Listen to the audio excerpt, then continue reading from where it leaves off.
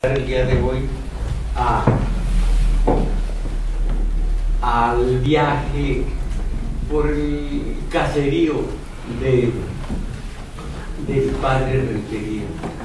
Como les digo, para mí el padre Rentería es el individuo que ha cegado la fuente de la esperanza, de la fe, de la gloria eterna, esa hermosa entelequia de quien necesita aprovisionarse de valor para el otro mundo.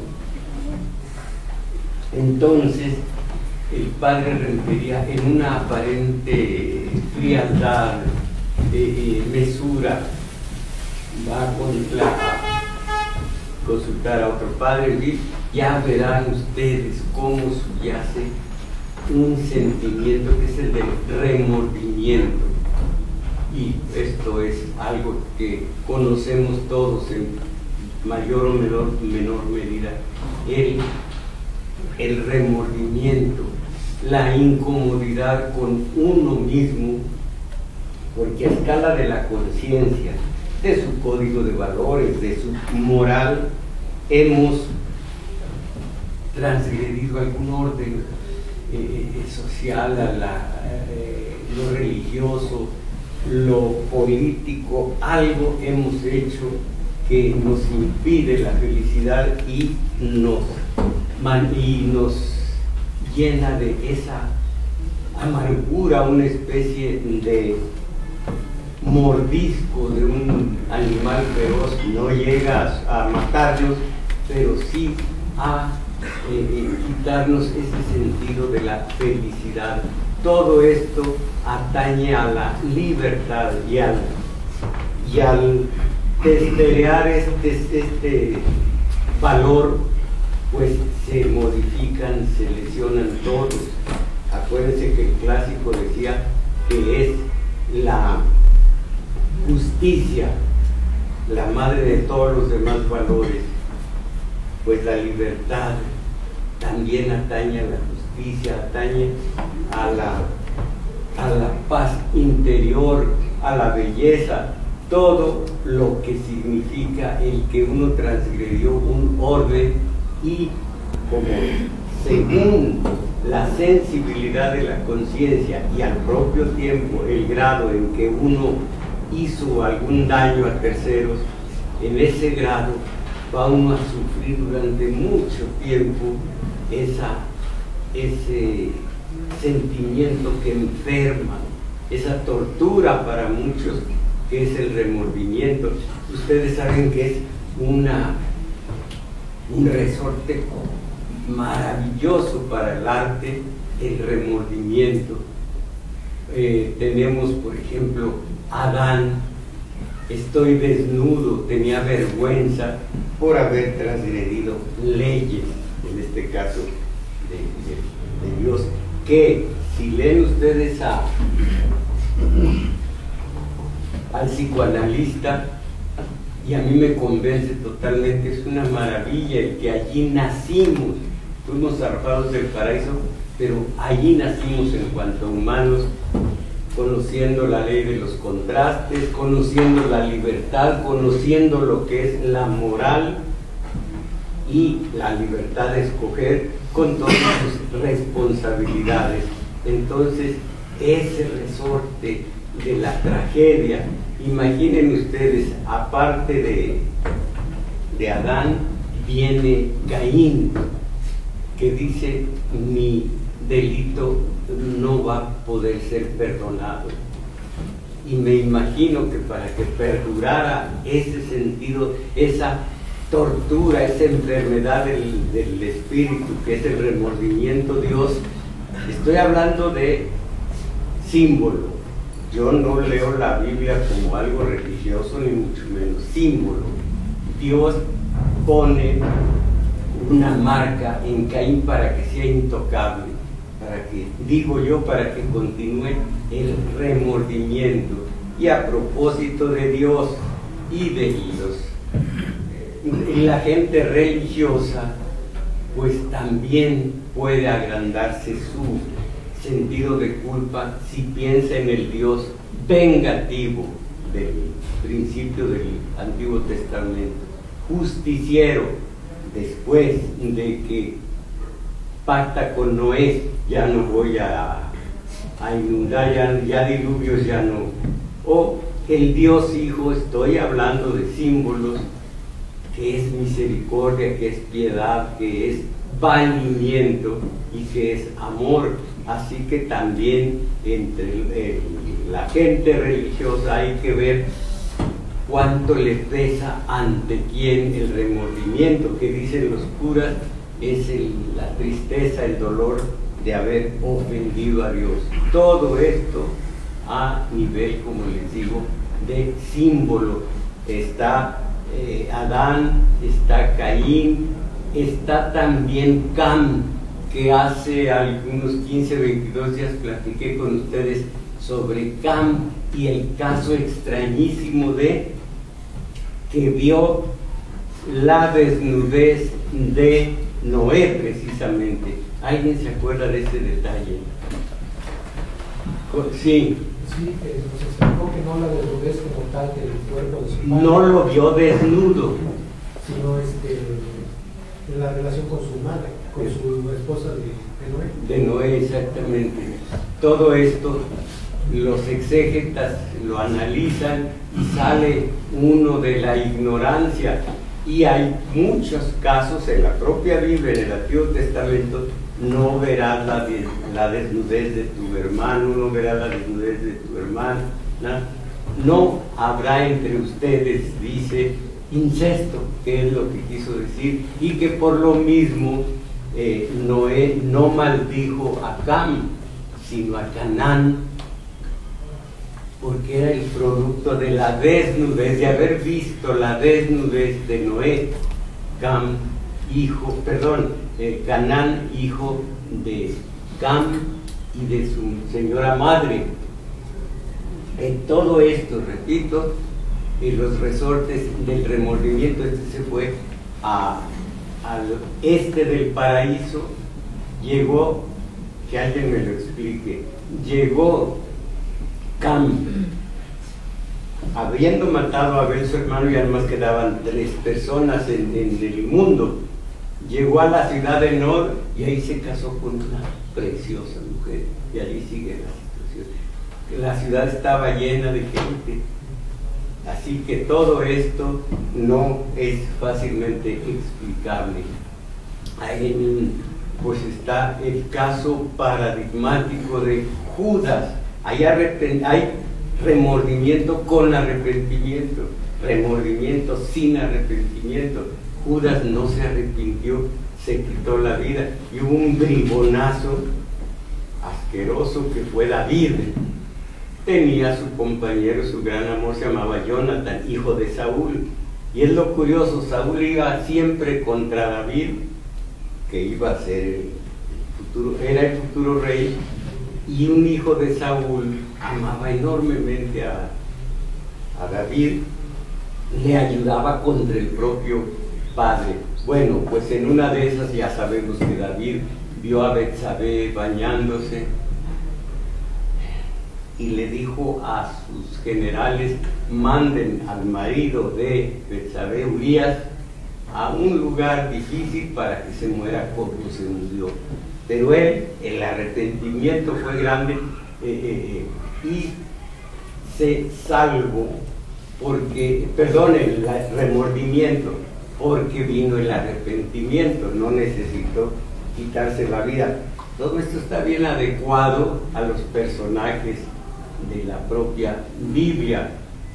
Prefiero pensar en la mitología y en la literatura. En la mitología tenemos a Io, una mujer bella, joven, a la que tomó Zeus.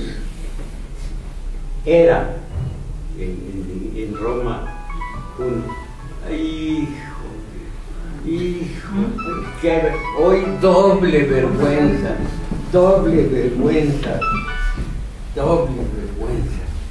algo sucedió, es mi hija, algo sucedió porque mi hija tiene como 200 años sin hablarme. Bueno, luego ver de qué se Es Día del Padre. ¿Eh? Día del Padre. ¿Esa del padre? ¿Y qué tiene que ver con el día del padre? ¿Qué le habla al vecino? Esto me va a causar mucho remordimiento. Si otras gentes tuvieran remordimiento, a estas alturas, ¿cómo les pesaría que hayan ofendido a los demás? Bueno, pero miren, en serio piensen. Io, una joven que yació con Zeus, era la esposa de Zeus, que era muy, muy celosa, la convierte en novilla y crea un tábano que la pica, la agrede, la acosa día y noche y pasa por toda Grecia, se va hasta Asia Menor esta pobre becerra tratando de salvarse del tábano que le picaba siempre, símbolo del remordimiento, hasta que pasó por donde estaba en lo suyo preso Prometeo. Prometeo le dijo: alguien te va a salvar, y ese alguien salvó a los dos, que era Heracles de Hércules.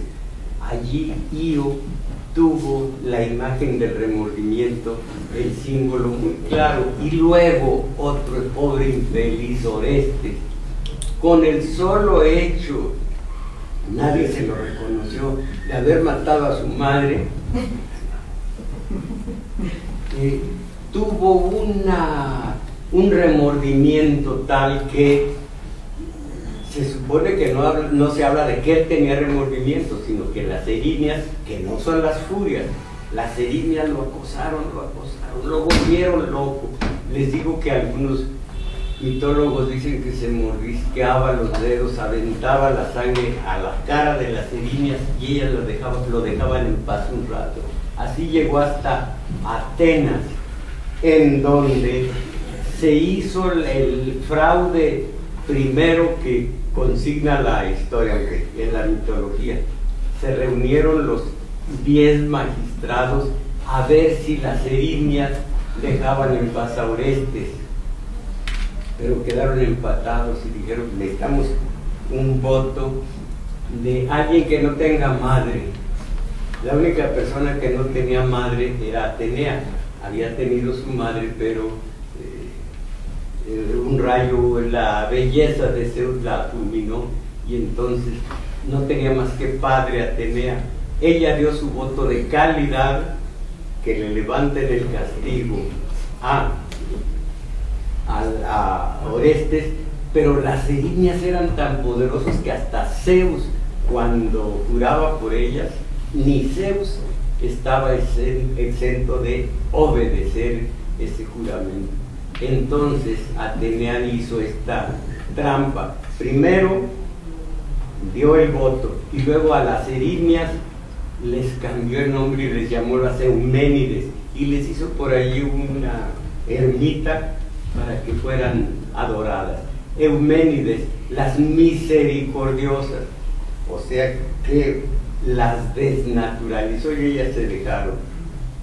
Allí Orestes quedó salvo, y se dice que con ese símbolo y se inició de una manera formal el patriarcado,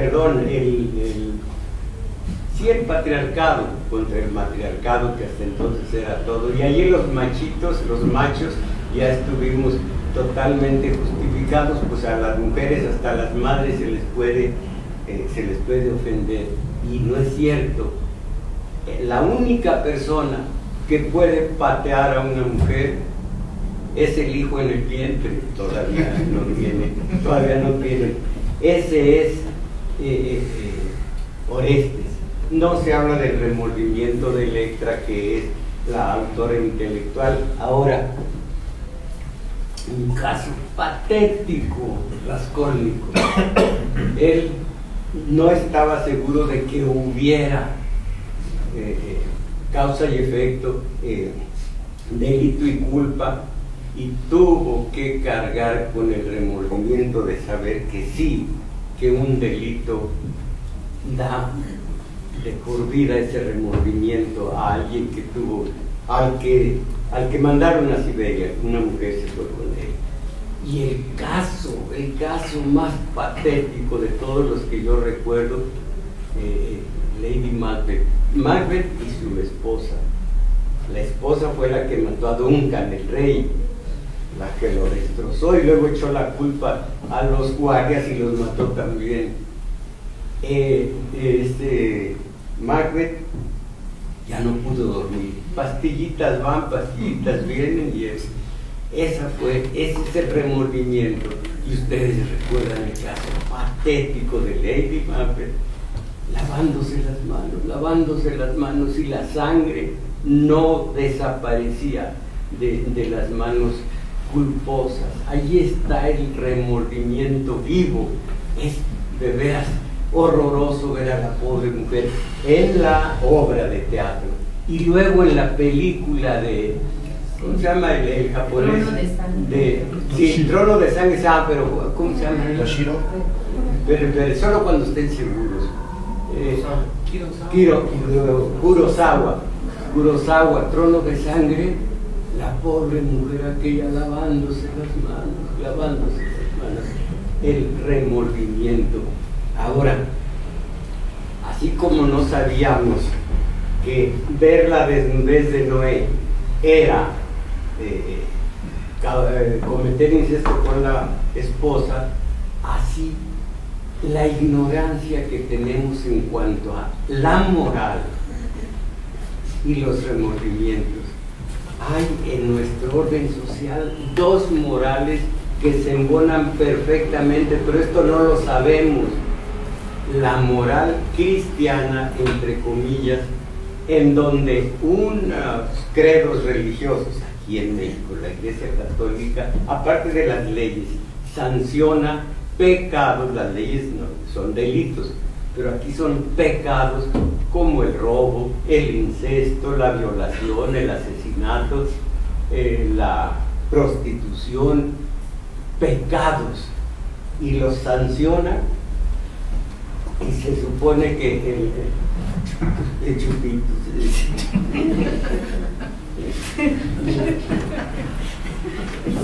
que me dijeron.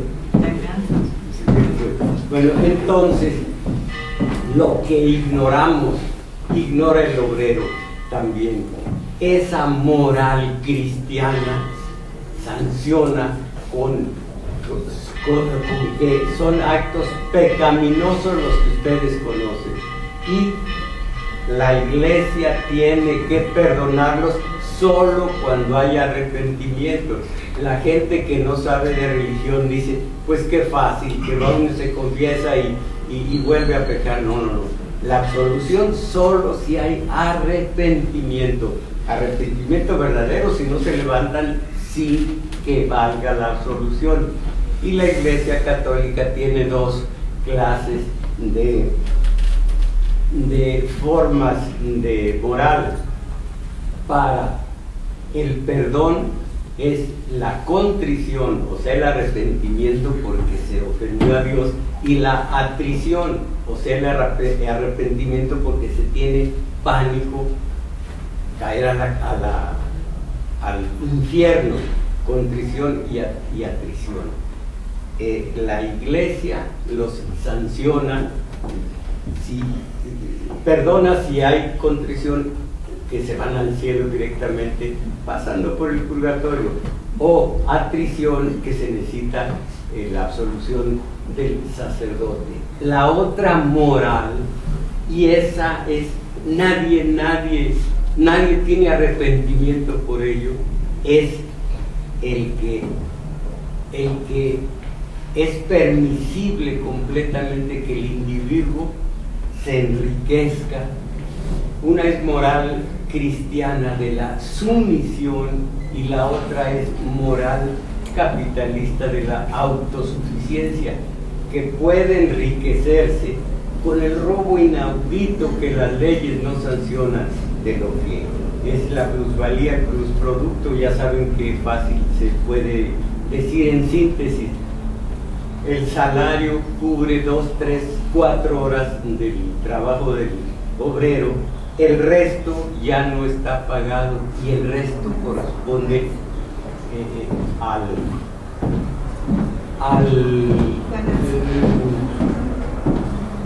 al contratista, al patrón, al empresario.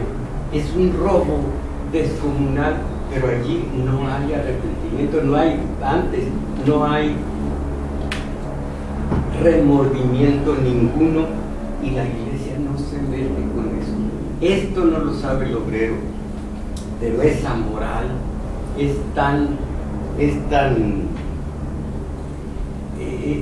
tan punible como la de quien roba, la de quien asalta. Esto están haciendo los capitalistas con los millones de obreros. Nadie los menciona. Ahora ustedes saben que Giordano Bruno, Jerónimo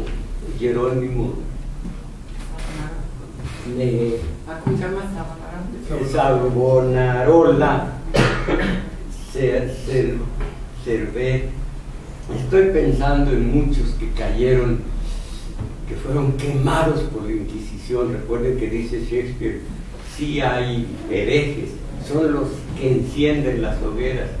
Todos los que fueron, Galileo, que fue castigado muy menor aquel delito, que no fue decir que la tierra era redonda, sino contra dogmas de la iglesia.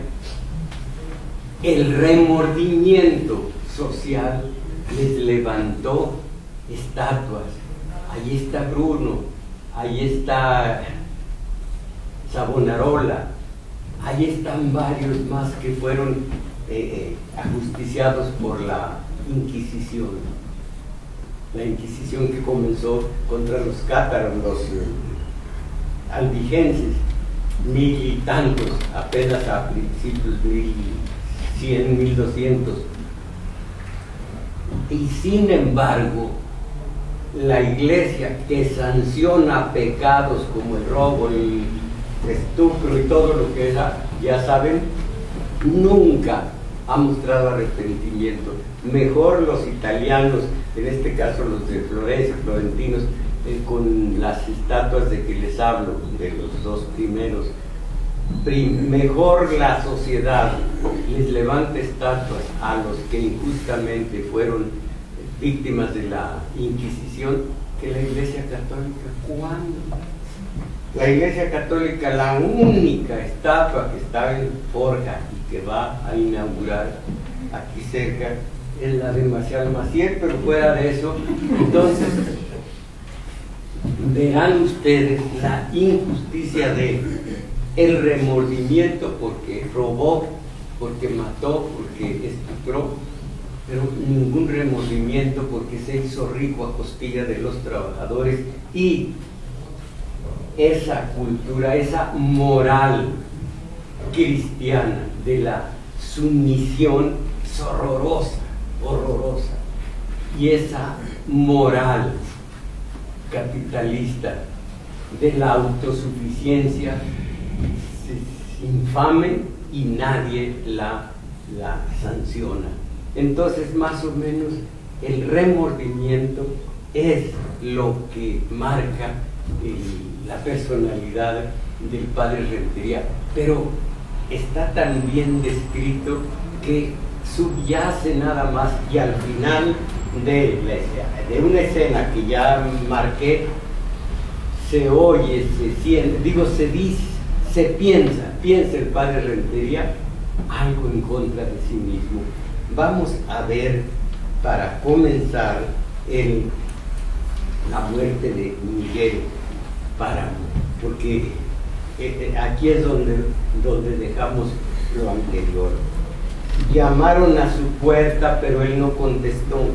Oyó que siguieron tocando todas las puertas, despertando a la gente. La carrera que llevaba Fulgor, lo conoció por sus pasos, hacia la puerta grande se detuvo por un momento, como si tuviera intenciones de volver a llamar. Después siguió corriendo. Quien no abrió es Pedro Páramo.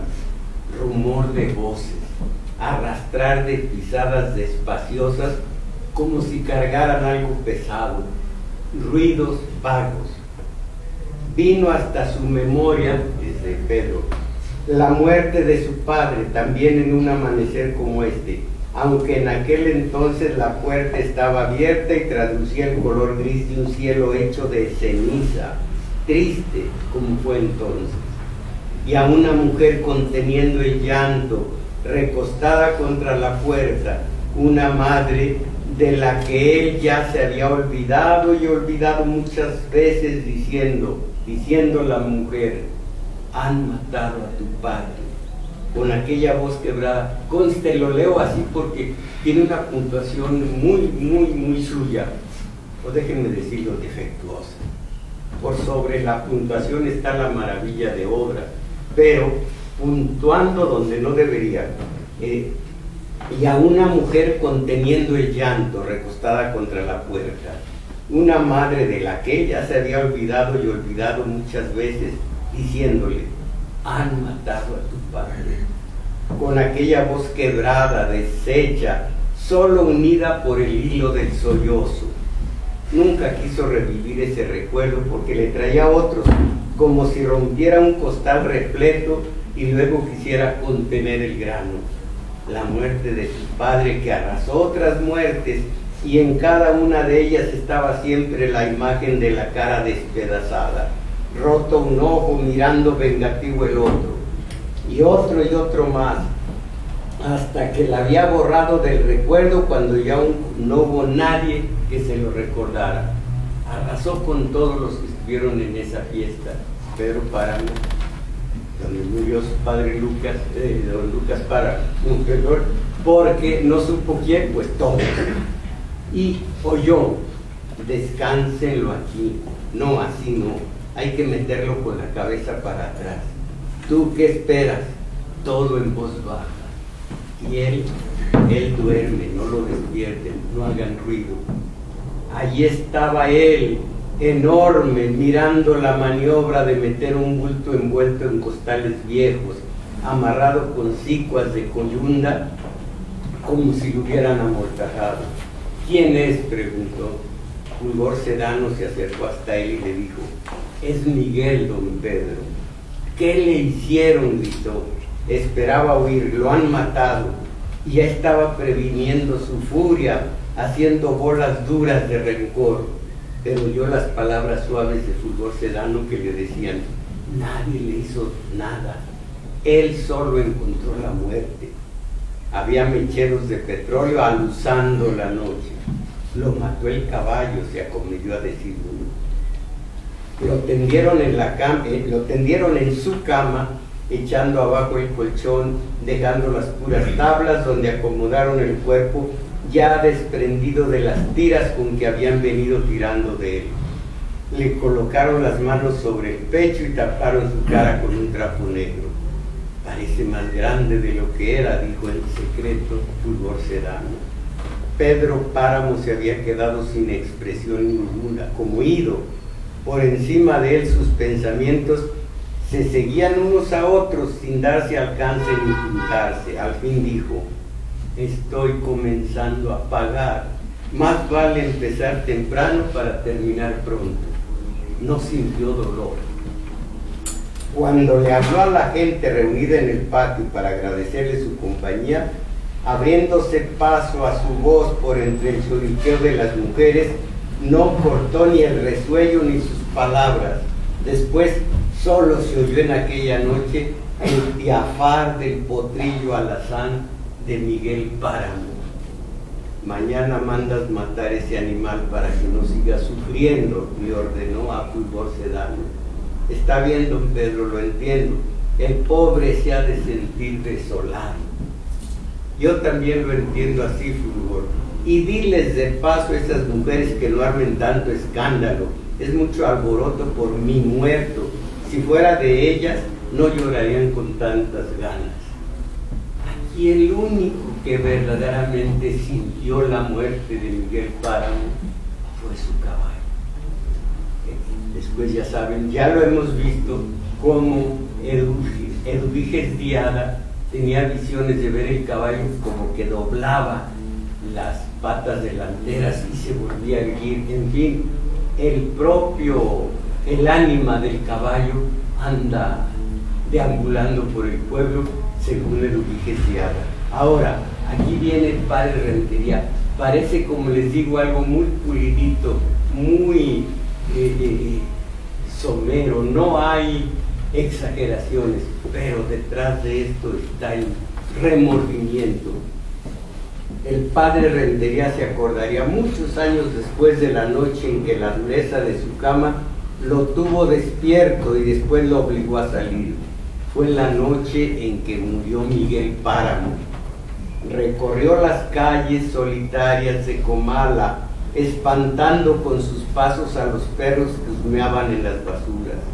Llegó hasta el río y allí se entretuvo mirando en los remansos el reflejo de las estrellas que se estaban cayendo del cielo.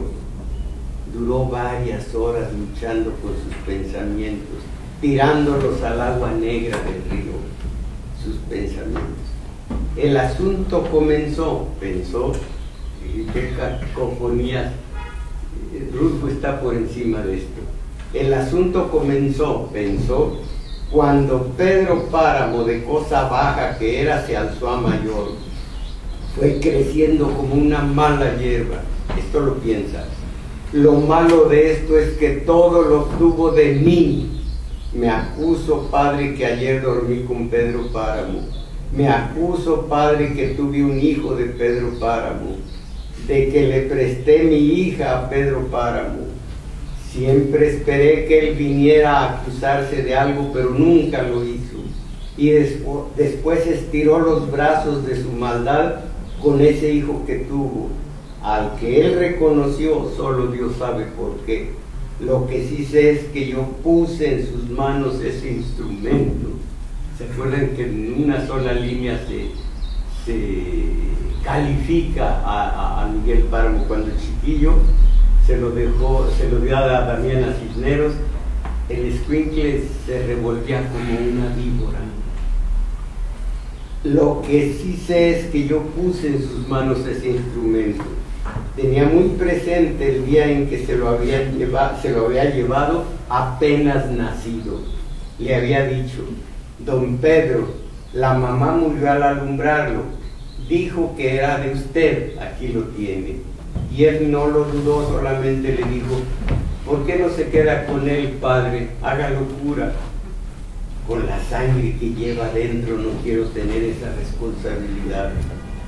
¿De verdad cree usted que tenga mala sangre? Perdón, ¿de verdad cree usted que tengo mala sangre? Realmente sí, don Pedro. Le probaré que no es cierto. Déjemelo aquí. Sobra quien se encargue de cuidarlo. En eso pensé precisamente. Al menos con usted no le faltará el sustento. El muchacho se retorcía, pequeño como era, como una víbora. No me acordaba qué iba a decir. El muchachito se retorcía, pequeño como era, como una víbora. Damiana, encárgate de esa cosa, es mi hijo. Después había abierto la botella. Por la difunta y por usted beberé este trago. Y por él también, ¿por qué no? Llenó otra copa más y los dos bebieron por el porvenir de aquella criatura. Así fue. Comenzaron a pasar las carretas rumbo a la media luna. Él se agachó escondiéndose en el galápago que bordeaba el río. ¿De quién te escondes? ¿De quién te escondes?, se preguntó a sí mismo. El padre Rentería. Adiós, padre, oyó que le decían. Se alzó de la tierra y contestó: adiós, que el Señor te bendiga. Estaban apagándose las luces del pueblo.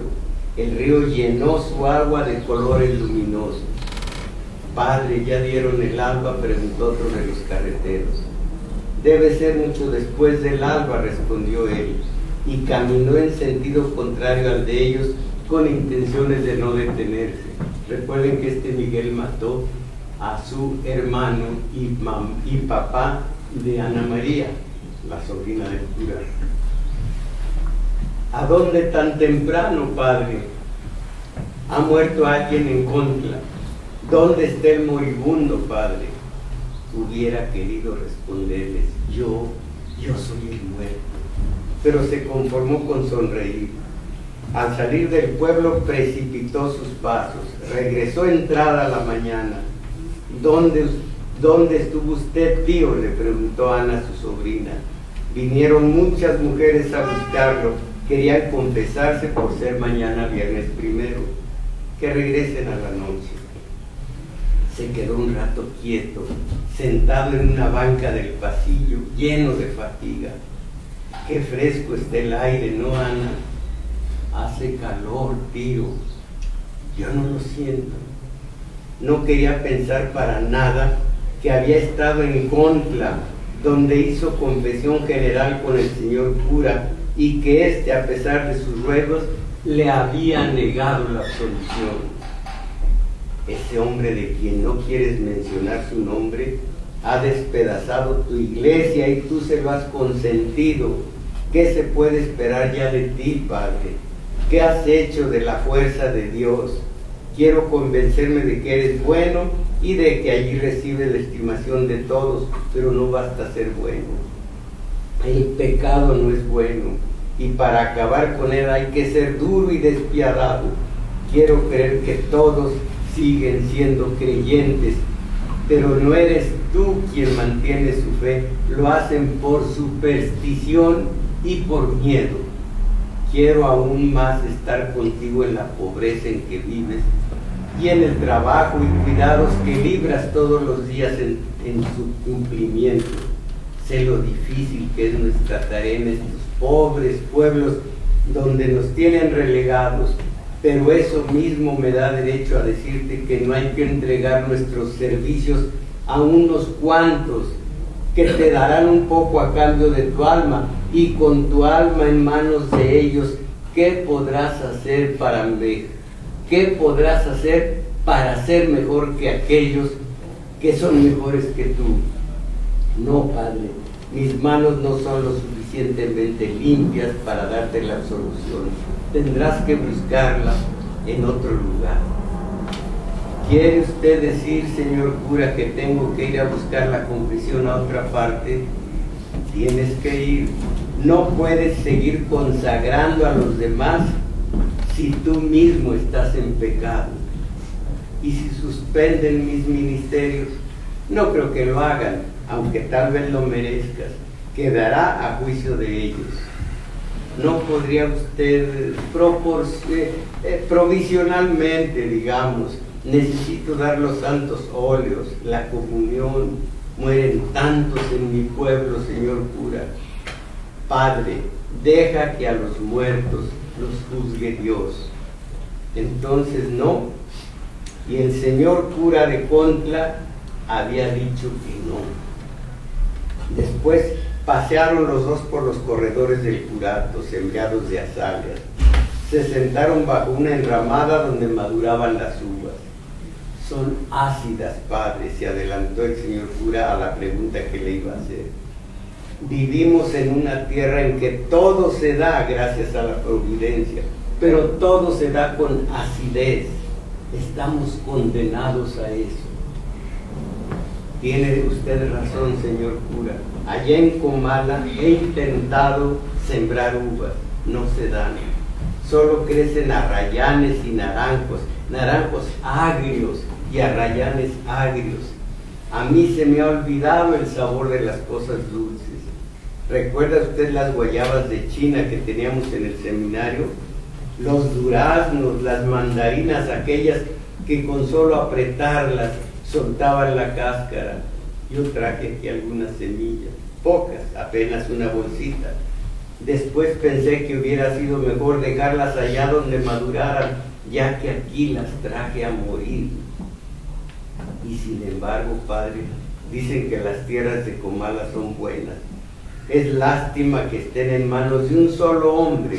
Es Pedro Páramo aún el dueño, ¿no? Así es la voluntad de Dios. No creo que en este caso intervenga la voluntad de Dios. ¿No lo crees tú así, padre?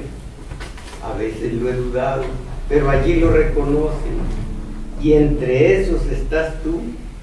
Yo soy un pobre hombre dispuesto a humillarse mientras sienta el impulso de hacerlo.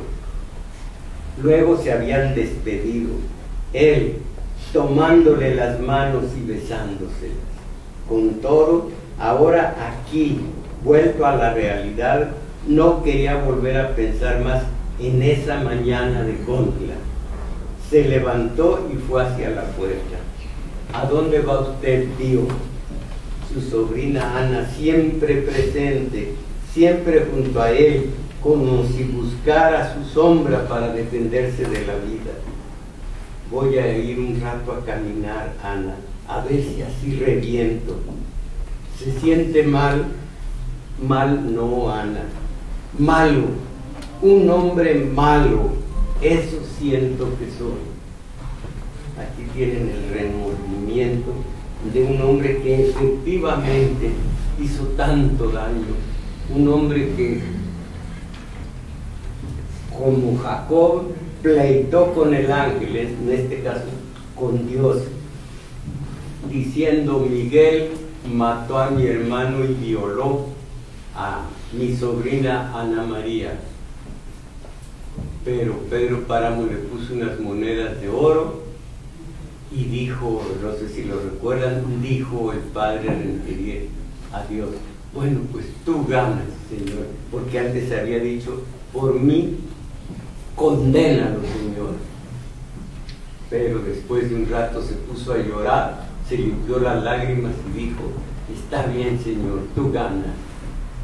El padre Rentería siempre al servicio de un poderoso Pedro Páramo, de su dinero, y dejando totalmente solos y condenados a los habitantes de Comala, un pueblo que no sabe de dulzuras. Curiosamente, ¿por qué será que Doloritas piensa en Comala como aquel paraíso, como aquel Edén? Lo mismo Pedro Páramo cuando niño, cuando adolescente, con el amor de su vida, Susana San Juan. ¿Quién sabe por qué se hizo ácida la tierra de Comala y por qué todo aquello es condenación? Por lo pronto, el Padre cerró la esperanza, la fe a los habitantes de Comala. Les cerró el paraíso. Por eso las mujeres van a querer confesarse. Quien se sienta libre de culpa mañana que comulga. Ni eso hace el padre Rentería. Él es tan malo como el propio Pedro Páramo. Y aquí un poema casi inédito de Jaime Sabines. La hermana Rosa se llama. Al pie de tu cadáver solo llora tu hija. Nadie te pone amor, ni flores, ni recuerdos. Desnuda estás y sola entre cuatro paredes, altas, altas y solas, sin penas y sin duelos. Ni una silla siquiera, ni un banco en que la gente, si llegara a mirarte, se sentara en silencio. Arden las cuatro velas y arden las paredes con una llama fría, un apagado incendio. El hospital es tierno y son tiernas las manos que te han puesto bonita en tu vestido viejo. Tu nariz se adelgaza y tu blancura crece. Se derrama en tu piel como un viento. Arañas, caen arañas del techo, caen cenizas, papeles, sombras, trapos, caen del cielo rosas que Dios te tira, ángeles en pedazos y sueños. Vas a morir 3 horas, despierta estás muriendo, pero nomás 3 horas y tirarás el tiempo.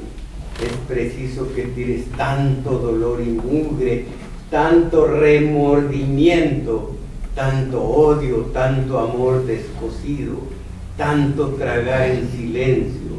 Empiezas a dar de vueltas montando caballos muertos. Tu cabeza de neblina cae al suelo. San Roque te agarra un brazo, Don Julio te corta el pelo y el agua hinchada del ojo se queda viendo. Qué descanso en la barriga, ya con el tumor bien muerto. Qué alivio de los pulmones sin el aire negro. con las uñas sin sangre hay que raspar el hueco donde estabas, hay que cortar la soga donde colgó tu alma tanto tiempo. La soga donde colgó tu alma, ¿se acuerdan cómo decidió morir Dorotea? Que el alma le decía, vivamos un poco más, y Dorotea dijo, ya no, y sintió cuando se fue su alma y dejó caer unas gotitas de sangre donde estaba atada al cuerpo de Dorotea. Van a seguir los dos, ella y su interlocutor Juan Preciado, en el sitio donde están, y vamos a seguir viendo esto de Pedro Páramo y buscando similitud con poemas que hablan también de la muerte. Pues mientras tanto vamos a comer y gracias.